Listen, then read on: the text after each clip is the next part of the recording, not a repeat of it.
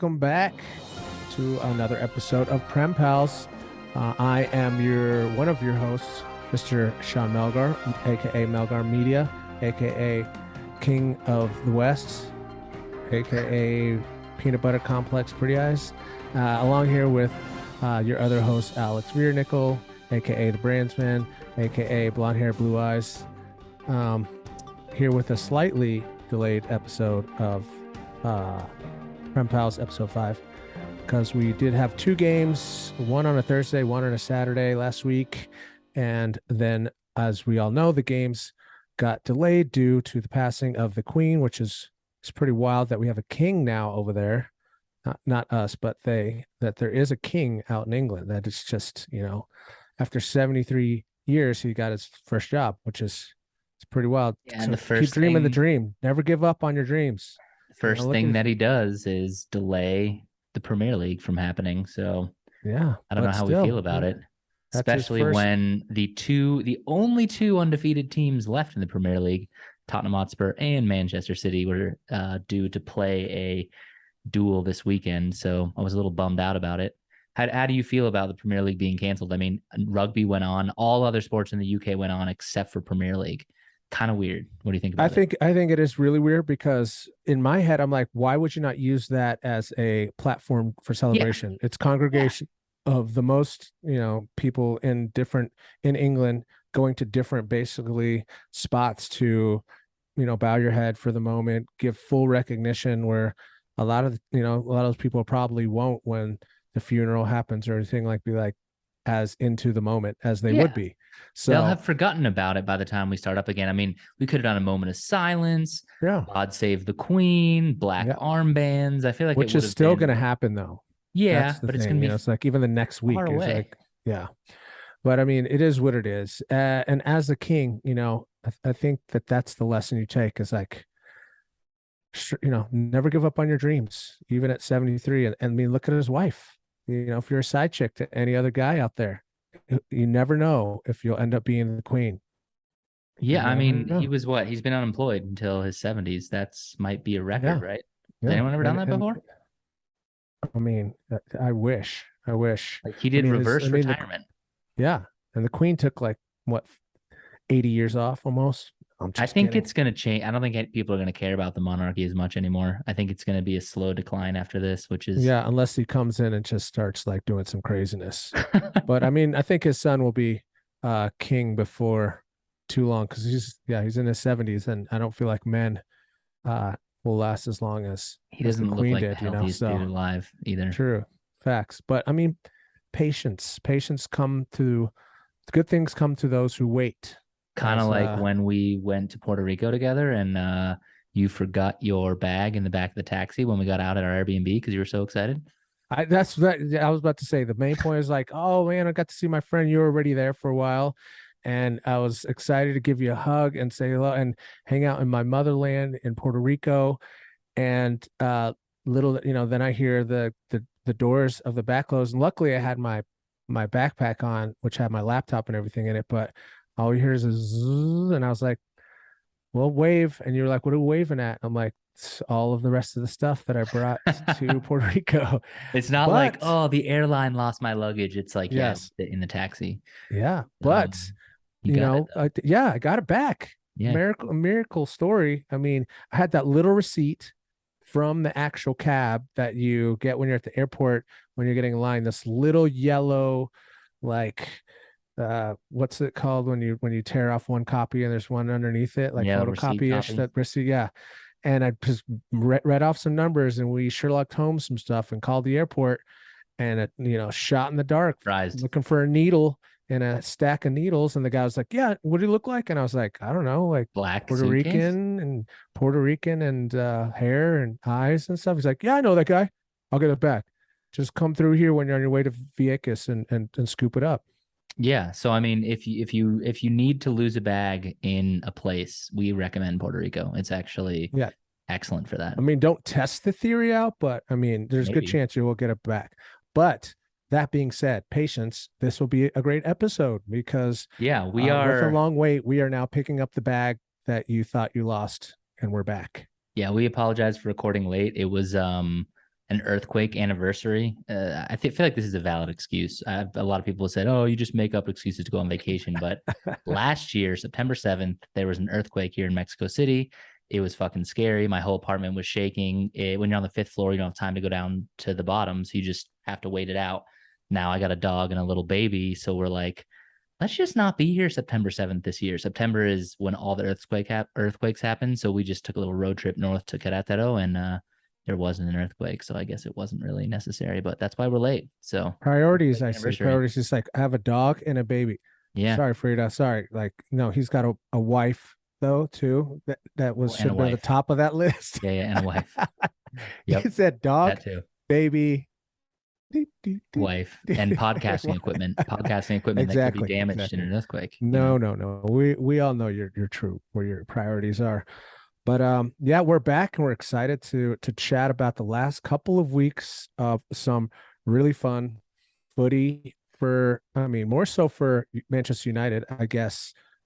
Last weekend, I would think. Yeah, I mean, we had some good games. We're gonna go in Yeah, order of entertainment. So, Arsenal losing, especially to Manchester United, is extremely entertaining for both of us. So yeah, we're we gonna can go ahead skip and that first game. We can talk like Leicester United was lackluster. It's like we talked about for the last couple of weeks before that, winning while playing poorly. It was just another defensive stance, I felt like, and yeah, I feel like that Ten Hag has really positioned our back line to succeed.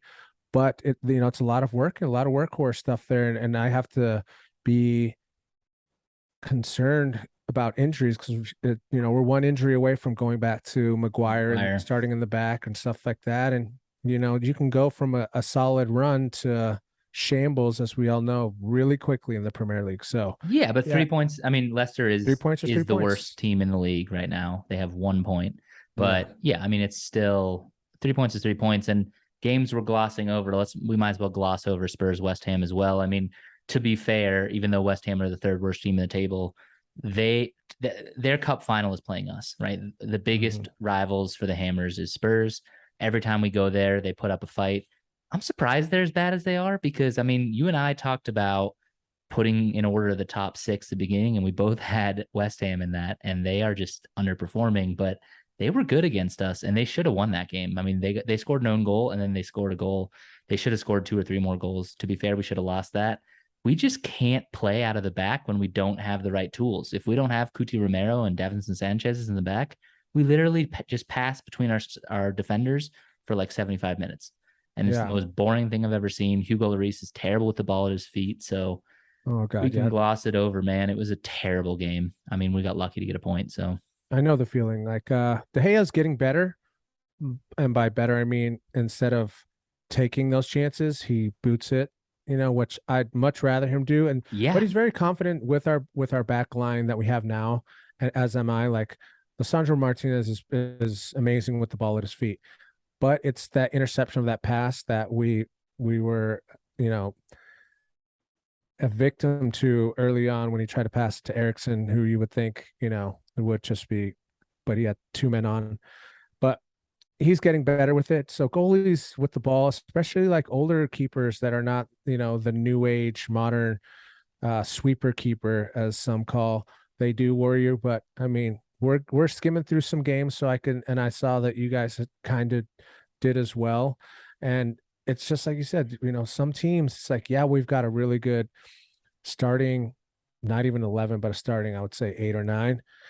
And, without having a super deep squad or bench or reliable players, you're steps away from going back. Like we have 4 in a row and we're excited about that.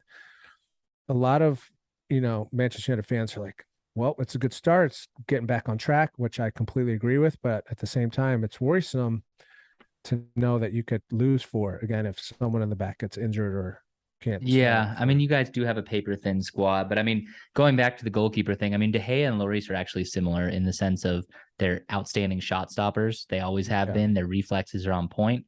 But I mean, Lloris specifically, he's a liability, man. Like if you pass him the ball back, he may kick it out for a throw in for them or give it away. Like he's an actual serious liability in that. So It's tough. You can't replace him. You know, he's been our captain for nearly a decade now. So, but yeah, I mean, I think it's an issue for both of us not being able to play out the back. But those were the two games that, you know, we took a point away. You guys took 3 points. Can't complain. But let's talk about some more entertaining football.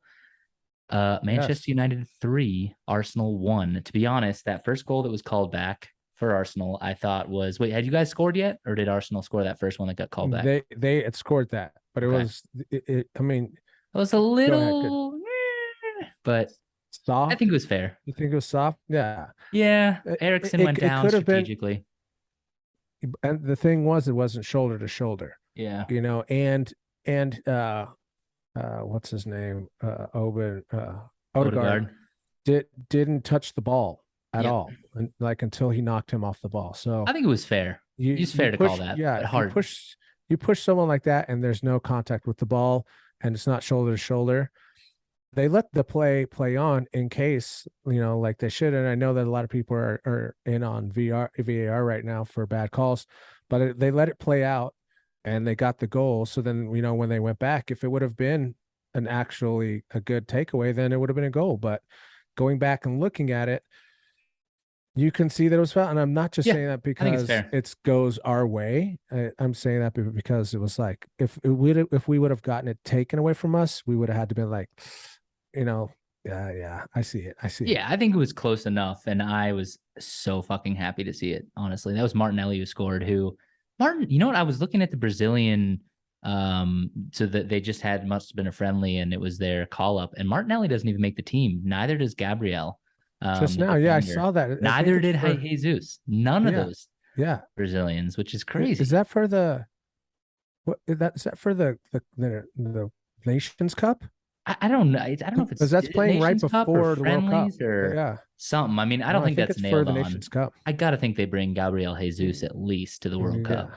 But Yeah, I you just would thought it was think. funny. Like all of them got snubbed. So Yeah. In that match, I would have to say that we took our chances. hmm. Did we play better than Arsenal? I think that we did in the long run, and the fact that like you don't win a game 3-1 and not be considered the better team due to where both are in the league leading up to this point. From time to time, you can have a top big six, top four, and a lower table team, and see like, oh well, they just when Liverpool lost to Aston Villa, what, 8-2 or 7-2, whatever it was. It was like, were they the better team all around? No, but they had a better day. But as for this, I was just kind of like, we definitely played a lot better. We read the ball really well. We read the spaces. They were playing a really high line in the back there. And kind of gave us those opportunities to take advantage of what Rashford is really good at. And Counterattacking. he's not going to be the runner up for the number 9 spot. I think that eventually he will go back off to the wing as a permanent position, but utilizing his strength was really smart by Ten Hag.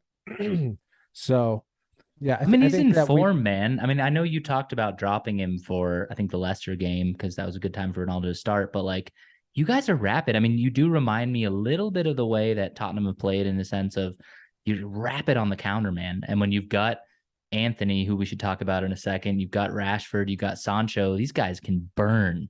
Like, it's the moment you get the ball, it's like, oh shit. So, I mean, you could tell that Arsenal was playing a little bit scared because anything could be turned into a counterattack. And I think that's the way to beat Arsenal. But I just loved like the Invincibles are back. We're so good. We're oh the yeah, best team in oh the yeah, league. And then, I mean, United has been subpar to this point, other than Liverpool and the fact that you went yeah, out. And I think you were the better team. I mean, not by a large margin, no, but you no, were definitely more clinical. And Ten Hag seems like he was organized. Like you knew what to do there. So yeah, I thought it was a really, yeah, really entertaining match as well. So especially starting Anthony, who just yeah, joined days before. And it's kind of like I said, though, Ten Hag knows this guy through and through. He's yeah. already played for him.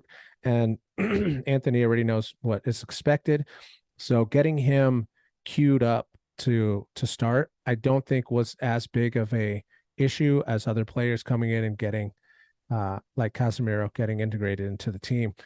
And then just watching some of the way that he played, I do have to say I was a little worried at some of the freelance type stuff he was doing, the like freestyle, like where Yeah, every pass that would come, he tried to use the outside of his he's foot very and like Brazilian, chip you it know, off to the like like and chip it around and run around them. And I'm yeah. like, if that works, it's beautiful. It's But if it genius. doesn't come off, then If it yeah. doesn't, which we saw 3 or 4 times, then it goes to the other team, and you sacrifice a ball like that to Arsenal, and they'll eat your lunch. It's just Yeah. like, but they also didn't know how to play him, which was another reason to start him. They hadn't practiced for a strong right side. They know that like with Delo, he is the strongest part on that right side.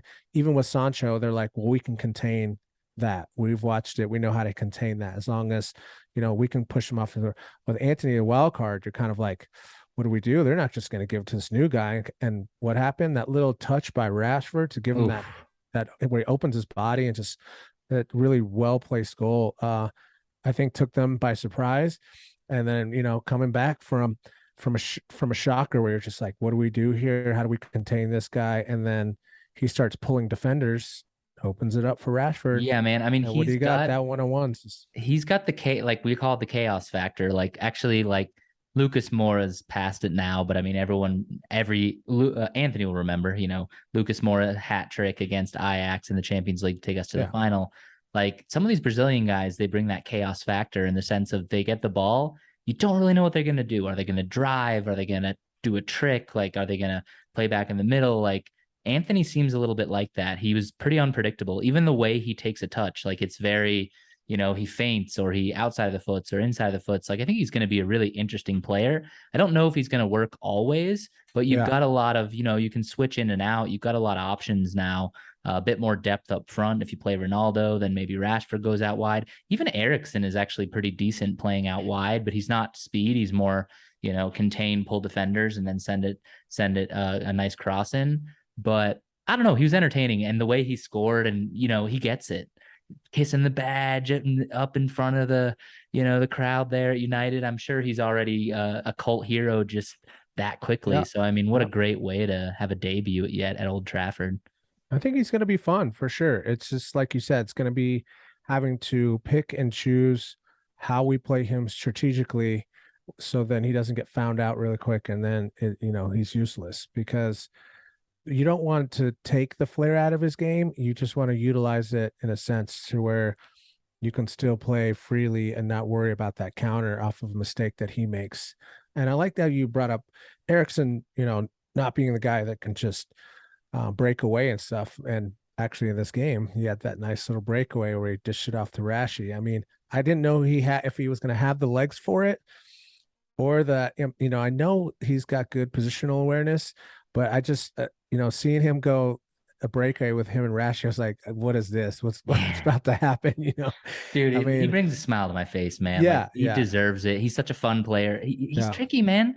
Like you're right. He can break. He's not super fast, but he's great in possession. He can dribble. He can pick out a Yeah. pass. He's just like a smart footballer. He's the best So signing I think that we had this yeah, this I think signing period. Casemiro could. And I honestly, I don't know, Lisandro Martinez or Ericsson, because your back line is different now with him. I think Yeah. that's a huge signing too. Yeah, that with integrating those new players, Casemiro was giving the ball away quite a bit in this Europa match as well, and it's just I'm hoping that it's just the jitters and being a professional like that. You don't think that he would have that, but he did grow into the game, so I think that he will be fine. But just goes to show that no matter who you are, it takes a little bit of time to get into the Premier League or facing the opponents you will be when on a big squad like that. But it's early days, and with this break that we've got, it's just going to give them more time to train and get used to each other. So I'm pretty excited about that. I don't know if I could even say what our best 12 is. I just like the way that Ten Hag is mixing it up and figuring that out and not Yeah, and getting Fred and Maguire off the pitch as much as possible, because Fred was dreadful again in this Europa match. I mean, for God's he sake. got called up for Brazil again though. I guess he plays pretty well for Brazil, but I he seems to I be have nailed I on. have no idea. how it just keeps going, and that's what keeps Fred fans just like in it. They're like, oh, but he plays Do you really think well it's for going to be? I Brazil. actually thought McTominay. Well, McTominay was it that game? McTominay literally like had a body slam on. I Yeah, can't remember who it was, but he actually was decent. I don't know. He's on Martinelli, I think it a was actually. Martinelli. Yeah, Yeah, he's a bruiser, man. He's definitely like adds a he's playing physical way better element. right now. He's playing way Yeah, better maybe with the because he knows competition. Casemiro is Yeah. breathing down his back, but Yeah, but I think it's also like Ericsson actually mentioned in an interview he's doing that the partnership and them learning how to play together is about communicating and learning each other's style. So I'm sure that Ericsson was kind of like, being the guy. He's like, I get it, use this and everything you got, but like time it correctly. Like look for me, look for the space. Like let's utilize this instead of just going in and getting 4 yellow cards and. yeah, So I think that, yeah, Erickson is definitely an asset to that midfield massively, which again is kind of, you get kind of scared though, because you're like, what if he gets an injury? Then were we back to the same exact midfield? McFred, it's like, oh my days. So so hopefully in January we're looking for that and a right winger to help with Delo, because Delo's playing amazingly right now. yeah. I mean, regardless though, like days are better, man. I mean, when we first started this season, it was doom and gloom every week, right? I mean, the fact that you've beaten, Arsenal, who were the hottest team, informed team until they played you is huge. So yeah, I think it was a fucking awesome result, to be honest. I'm so happy to see those idiots lose. So And then you guys had a nice win against Fulham, 2-1, yeah, right? yeah. Let's talk about Fulham though. I mean, Fulham Fulham are playing coming pretty well up. though this season. Yeah. Damn yeah, they're a good team, man. They're so it's 2-1. I mean, we had two goals called back.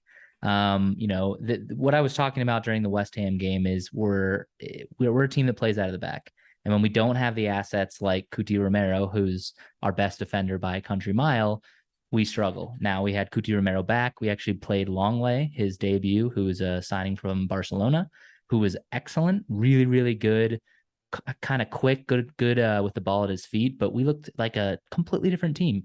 We had some scintillating attacks.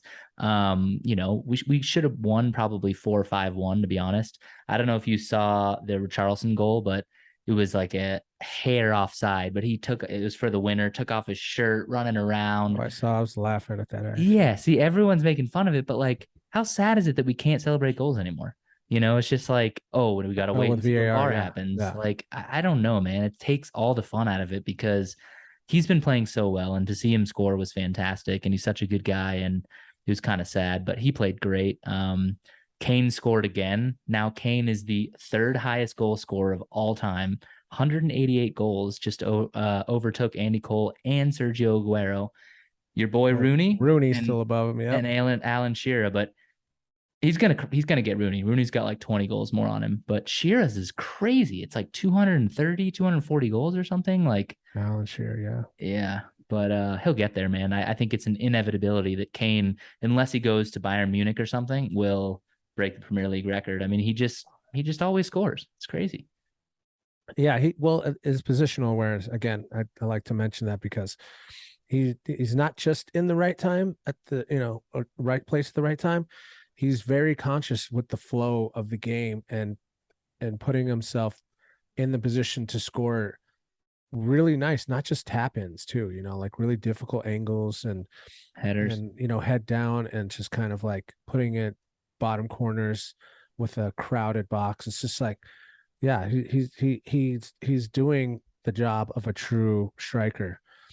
And as for Richarlison, it's like I get what you're saying with like, you can't score or you can't celebrate because of VAR, but look at his statistics.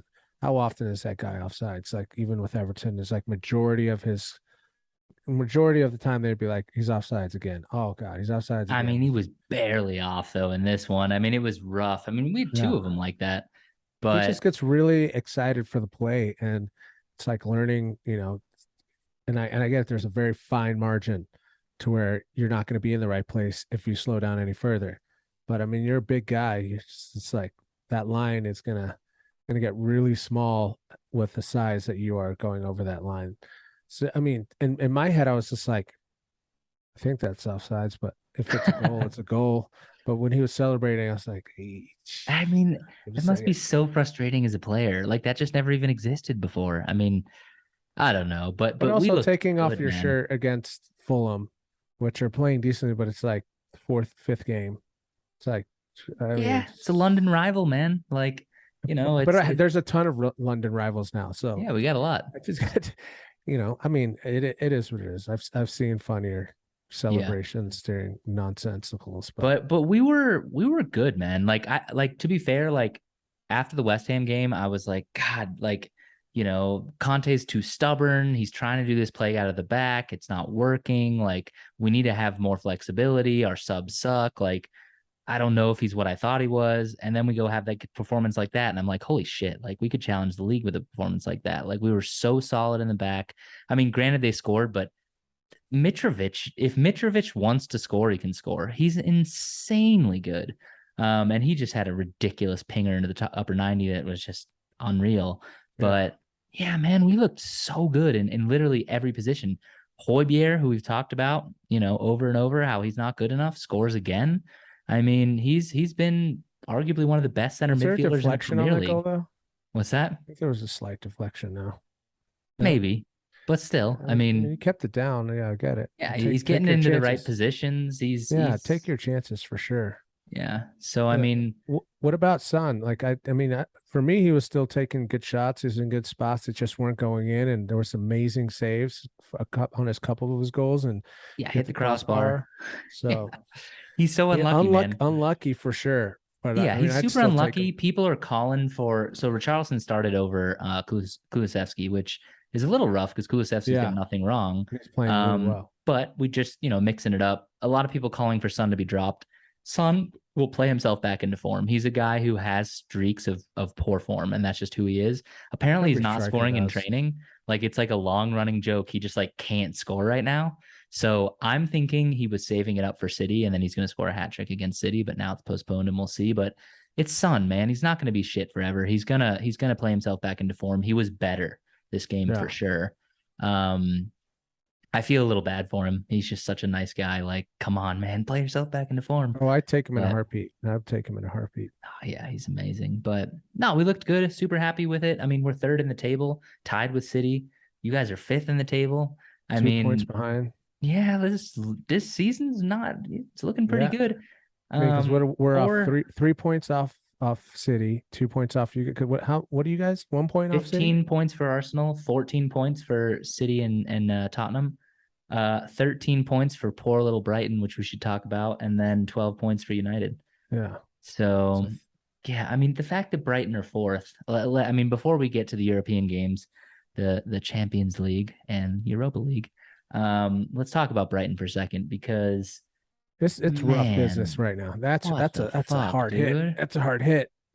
They were like, honestly, like as a neutral, they were one of the most fun teams to watch. The Yeah. fact that they lost their two best players in Basuma and Cucurella, and they're still playing this scintillating football and they're fourth in the league. I mean, Potter, I get it. And now lose their manager. Yeah. And I think it's heartbreaking. And now I'm worried. Like he could do a job with Chelsea. He could Oh yeah, also, they've already got the players too. yeah. And just think about who he's going to bring over from Brighton. Like Well, he's whoever already else he brought their wants, best player. Yeah. So, That worked for him and his benefit. I mean, you think he's going to come in and turn it on right away, or it's going to take him some time to build? I don't know. And then how much patience do they have Well, I there? mean, it's perfect to have this break. Now Yeah. he's going to have, a couple of weeks to at least, get the players to understand his philosophy. At least, it's going to take some time. Look at Ten Hag. He tried to come in and play his way and loses 2 games out the gate. Yeah. It'll take a little bit, but I don't see him losing. Uh, I mean, do you I mean, think Tuchel had a sackable season going right now? no. Yeah, Like if you look at the Tuchel's numbers, he's been an incredible manager for Chelsea. But like all this stuff coming out that like he's impossible to work with, he's really difficult. Yeah, he lost the dressing room. Like the new owner just was butting heads with him. I think it was more than that. I think there he was some didn't like like the fact that he didn't sign Cristiano Ronaldo. could be, but it's just so It's like, weird to me. what? If you're gonna fire the guy, then why make all these signings for him in the summer? Like get rid of him Yeah. earlier. It's just so the whole timing thing is weird. But do you think Brighton have a chance to top six anymore, or are they just I gonna don't think sink? so. I just like what your ex-player Lalama's their interim, Well, right? Lana is Is their the interim interim. head coach. Yeah. God, Like he just finished playing for them like a season ago, right? Two yeah. seasons ago. Like I don't get it. Like why would you not just leave the assistant manager? Well, he took his assistant, but there was some other people that from He took most his of his team that staff. I left. mean, the whole thing is ugly. I mean, I think I might have hated Pochettino going there more just because I don't know. I love him more than any manager in my entire life. Conte is getting there, but I still love Pochettino and I can't imagine seeing him at a rival. But man, that's rough on Brighton.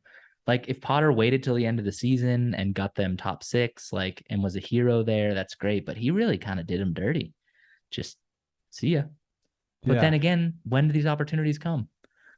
Like you got to And that's take the it. thing. That's the thing. And they were saying that he was in shock for sure over it all. But I So mean, where that does was Chelsea football. finish? I mean, I could see Chelsea if he does the job that he was doing at Brighton, they're definitely second place. I could see them destroying Liverpool. I We don't will think get into Liverpool that, are a threat, to be honest. I mean, but I mean, you always have to give though. You have for some the heed, league. some Yeah. warning there. Like they're not terrible, and if what's his name finds that striker finds uh his form with them, it'll be Darwin Nunez, dangerous. but it's year Darwin, yeah, seven, man. Okay, he's where was he yeah. I heard that coaching? he's got the curse of Mines, seven. Was he Mines? I don't know, some German club. I think it was maybe Yeah, Mines. and then Year Dortmund. seven, they didn't think he was going to leave, and he left. Dortmund, year seven, Yeah.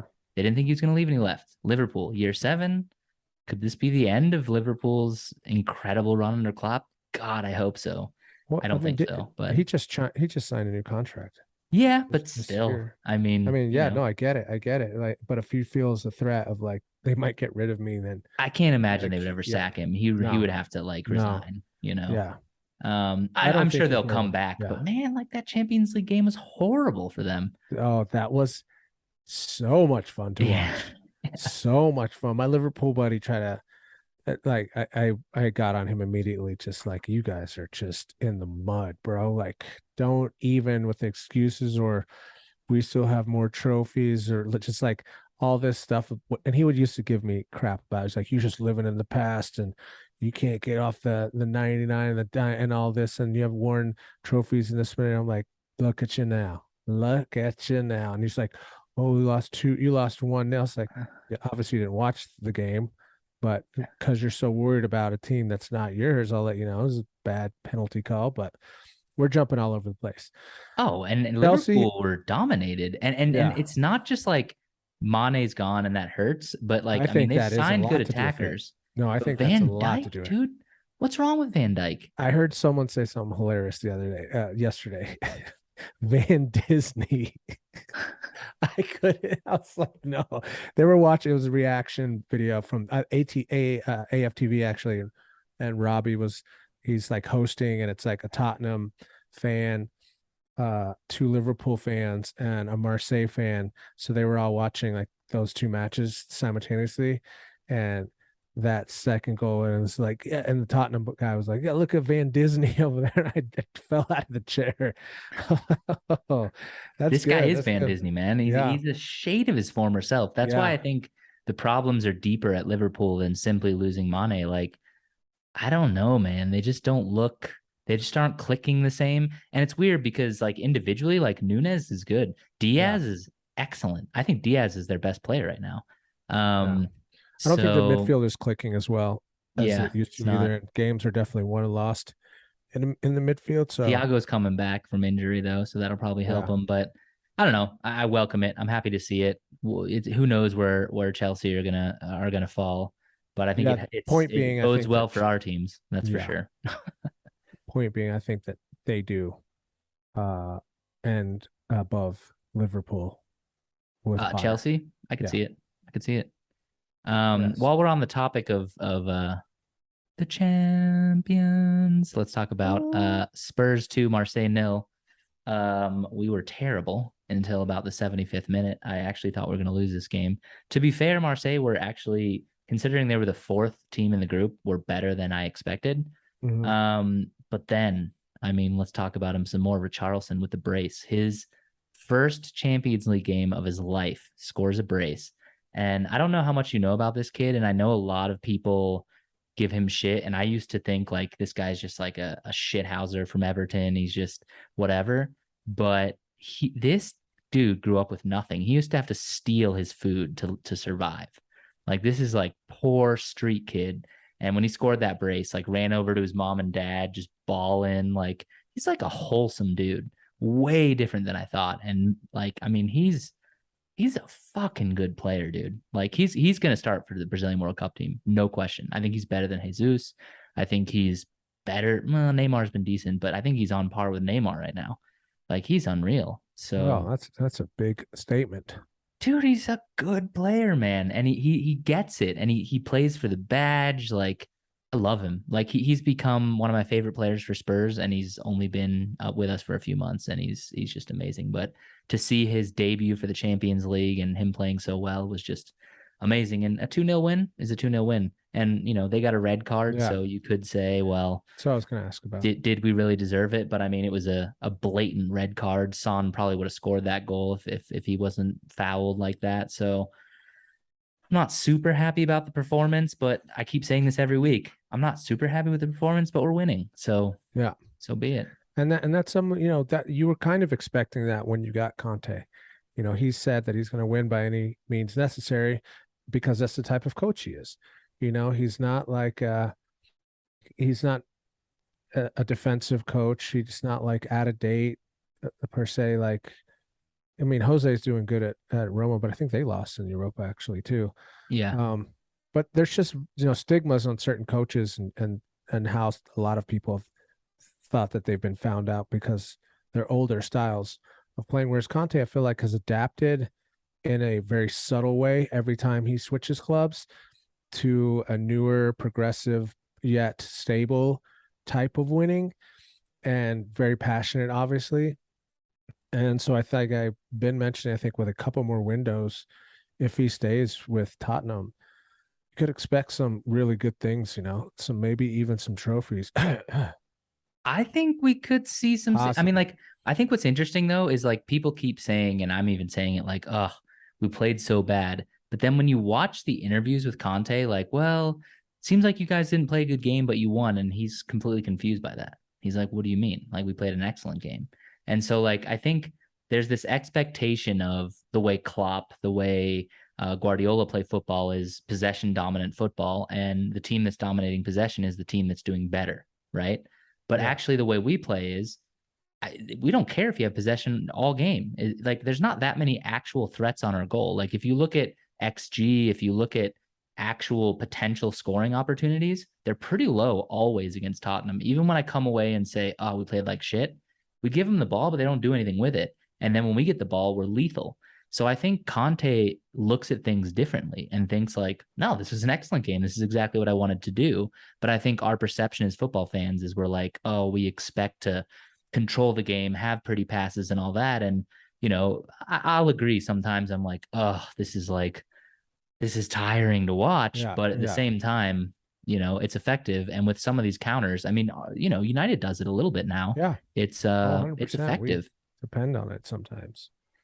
No, yeah, I get it. And it's something I've been praising, Tottenham for the consistency of getting through the match. It's 90 minutes, it's strategic, it's a game of chess. And if you take a hold of your chances and the opportunities and the other team doesn't, that's what it is. That's you win a match. And as basic as it sounds, goals win, games. So if you put yourself in the right position at the right time to where you've got your opponents, the time is ticking away, you've got your opponents attacking, then you have more of a vision of how to play the second or the last leg of the match, and sometimes it isn't entertaining and you are really just waiting for a one moment to maybe score a second or third goal while protecting your lead. And when that whistle blows, you're ahead. It's just like, well, on to the next. We like you and I can analyze it to the cows come home, but the end of the day, at the end of the season, when we're looking at all this, all that matters are those points and the silverware. So Yeah. you can't I critique it too think, badly. Even if you've played super shitty, you yeah. come away from the win. 2 weeks from now, we're not going to come back to this and be like, oh, that was a turning point. Yeah. But I mean, the rest of the Champions League results there was so many good goals. Like, I think that this is the most unique Champions League year ever because we've got the World Cup coming, right? And Yeah. this is the playing period where managers are deciding who's going to make that team that goes to Qatar. And I think that, Champions League, these teams they're playing out of their skin right now because there's so many players that want to make these teams. So you could say the same about Europa League, but I think we're going to see a really interesting next couple months of football just because this is when the decisions are being made, right? Oh, yeah. So, I mean, I think we're going to see players, playing as hard as they possibly can, not just to win for their teams, but to try to make these national teams. So, I don't know, that first week of goals, I was just watching through Champions League highlights, like, damn, this was a really good week for Champions League, unless you aren't in it. So let's talk about that for a second. Well, first of all, before we get to the result, how do you feel about Europa League? Do you feel like you should prioritize the league, try to get top four? That's more important. So maybe you rest players during Europa League, or do you want to take this tournament seriously because it's a backdoor of the Champions League? I mean, United in the Europa League now seems normal, but 5 years ago, it seemed like blasphemy. I mean, how do you feel about the tournament in general, just having United in it? Right. I think 5 years ago, actually, we did You go were to in the it. Europa for her season. I think it was like one of Rooney's last seasons with us. But here nor there. I think that the priority might have switched a little bit based on the results of late. Watching us get, a few wins in a row in the league. I think that we're more inspired to get that top four position because there's opponents that we can get really, really prepared for. And then watching us in Europa, where we started a squad that in my head, I was like, this should definitely do the trick. I wasn't really worried about the lineup. Ronaldo back starting, Fred. I was like a little like, and he played absolutely terrible. It was an absolute howler by the ref and VAR for a penalty that was not a penalty. I mean, not for any team. I mean, you slide to a block and it goes off of your leg into your hand. Like, I get it if you're like reaching up above you to like stop it. But even I so, if mean, it's a deflection, it shouldn't be a handball. yeah, but his arm, yeah, was like in the middle of a slide, so he was like his body was flowing, in that direction. But you could use it, excuses or excuses. It was a handball. It was a penalty. They got it. We played pretty decently though. That we had some opportunities. A lot of people were saying that Ronaldo's passed it. He didn't have the legs for it. He didn't look like he was into it. Looked slow.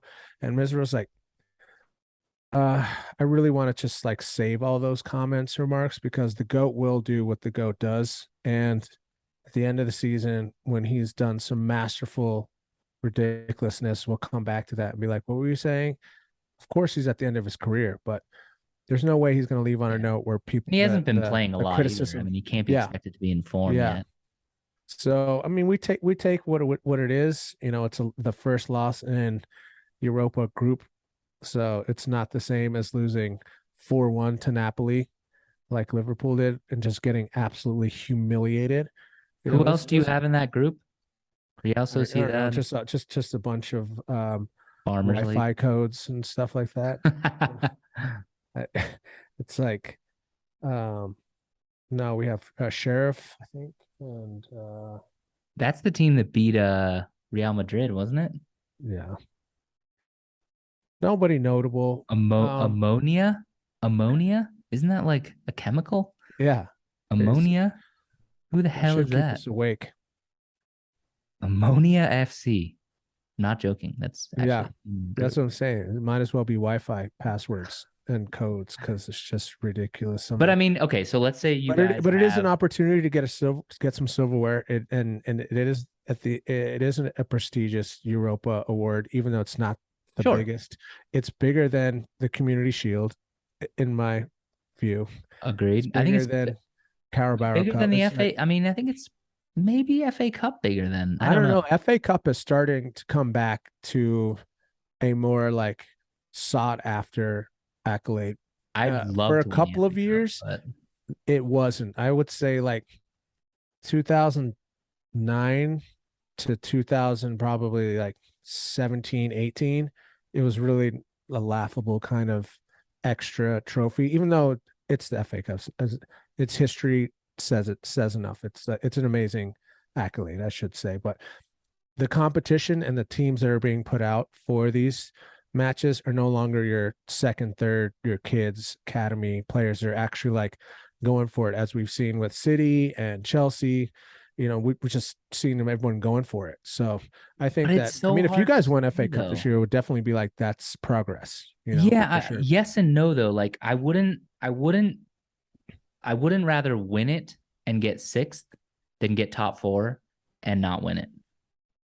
Like I would rather not win it and get top four just because of the Well, money. obviously, because then you're just going to go into Yeah, Community and then Shield people or don't want to whatever. play for you because you're not in the Champions League. Super, Like, super cup. United still has the prestige, so you can still get these players, but for how long? Like Yeah. 10 years, you're still not in the Champions League. People are going to stop being like, okay, the prestige of United. It's good. It happened to Leeds. It happened to Nottingham Forest, right? Yeah, but it's part of the So lineup for the biggest prestigious, the quadruple or the triple, the yeah, treble. I still love it and I would like to win it, but like, I mean, okay, so here's a question. So let's say you guys are playing, City or Chelsea at the weekend, and then you've got, you know, Club Chemical Omni, which I just looked up. It's a Cypriot club from Cyprus, at the midweek, right? So if you play your starting 11, then they won't be rested for the game, at the Well, of weekend. And course, of let's say you're course. playing That's why you have to Chelsea. put Would you some in there. play which game would you prioritize? You prioritize the league or prioritize the Europa League? It would depend on. I mean, I think the Hard to league say. at this point, the Yeah. league. But the reason I say that is because we should have the quality on the bench as of right Beat now them. to be comfortable with playing and it's not just going to be all backups. Well, you You still guys have sprinkle spent in. more money than any team in the world for the last 5 years, more than the City. So I would think that you'd have at least a deep enough squad I to mean, do a so. lot of those marquee players though didn't come through to play for us. Yeah. They came to play for the money. So that's an argument for another day. Yeah. And the people buying them. We've been Glazers out, and part of the Glazers though are the Muppets that are working for them. And on a lot of those deals, some of them get cut off before they've even made it to the table that coaches, managers want. And some of them are bought without the manager's consent. And we've seen how that plays out. It's a dangerous seesaw battle, I feel like. Yeah, there's a stigma that you can go earn money without playing well at United, and I think that that's a sad stigma to have. Alexis Sanchez, like what the actual. I mean, Pogba Yeah. was that too. Yeah. Well, he just didn't aspire to do the things that we thought he was, and he kind of, fizzled out when things weren't going his way, or he was getting verbal abuse, which I understand. But if you're making that much money, at least be professional. Look at Ronaldo; he wanted to move on and do other things. Granted, he's older. He's still going to go out there and put on a display because he's a showman. He's done some great things at our club and created some massive legacy for us. So do your job and worry about all the rest of that stuff afterwards. That's my opinion of it. But in the scenario that you said, I think until we get a little bit further, I think we're prioritizing the league a little bit more. And if we have to sacrifice Europa, which I really wish we didn't have to, but come January, maybe that we get another couple of midfielders, if anything. So then we can put some starters sprinkled in the Europa, even if they only play for like a half, get us up, and then we can maintain, the leads and get those points. But yeah, I think right Do now you we're think it's an prioritizing easier route? Like, what's the easier route to the Champions League? Europa or probably top top four? four right now for us, especially Yeah. with the teams kind of in dismay where they are. If we can scoop up these early points and stay relevant until things get tough again, then I think we'll be all right. But with Europa, like I said, it's a lot of teams with a lot of different styles, and we're still figuring it out.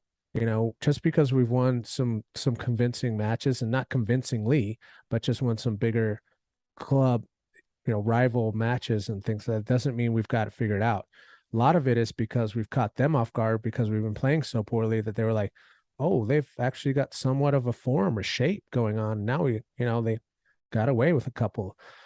So we're still figuring it out. And when you're doing that against teams that fought really hard and been together for a really long time, getting into Europa for them, it's the all end all be all. They're like, no, this is our chance to, maybe our only chance ever to get to the Champions League, because we won't get in this spot again, and that could hurt us because they're going all out. And it's just like we saw with Real Sociedad. Like, they didn't play amazing, they didn't have a lot of opportunities, but when Silva had that chance and it went their way, you hold on to that, and that could cause us problems. Whereas in the league, we play everyone twice. We can get really well prepared, tape over tape over tape, and watch exactly how we've played against them in the past, especially during our worst season last year.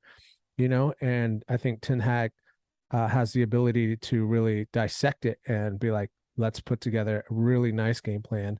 Not as, all right, we're playing the league on Sunday, and then on Tuesday we're playing, or then on Thursday we're playing this Wi-Fi password, that half the team was sold since the last time we have a tape on them, or vice versa. Yeah. Well, yeah. Let's see how we just have one weekend of games postponed, I believe, right? Next weekend we should be back to it.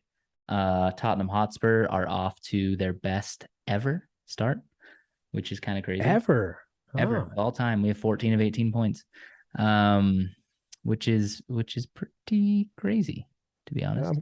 That's good for you guys, Yeah. So yeah, let's see how it goes. I don't know how they're gonna like it. It seems like the worst time ever to postpone games considering the World Cup. Like, I don't understand when they're gonna redo these fixtures.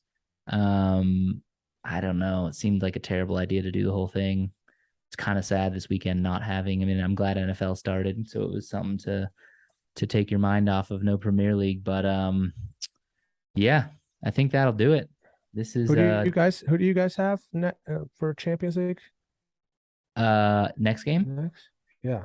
On what is it, Tuesday? I believe we got Sporting on Tuesday. So, and actually they're thinking about the Sporting coach for Brighton, which might be good for us because Sporting actually just beat Frankfurt in our group. So our group in the Champions League is Frankfurt, Sporting, and Marseille.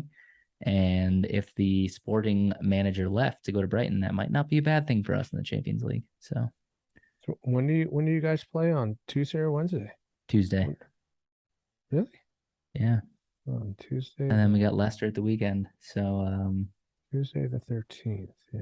Hopefully that continues. But yeah, okay, yeah, you guys got Sporting CP. Okay. Then we've got Sheriff FC Sheriff on Thursday, and then Saturday back at it. And FC Sheriff is from Moldova. It looks like Crystal Palace and Brighton is postponed that next weekend. Again. Yeah, Brighton has some transit strikes or something like that. I mean, we'll see. I was reading that it could be 2 weeks. If that's the case, then the next game back for Tottenham will be the North London Derby against Arsenal, which will be amazing. Oh, snap. Yeah, October 1st. That's going to be a big one. But I think that'll do it. Yeah, that's good. I mean, it was exciting. Yeah, exciting that we're back at it.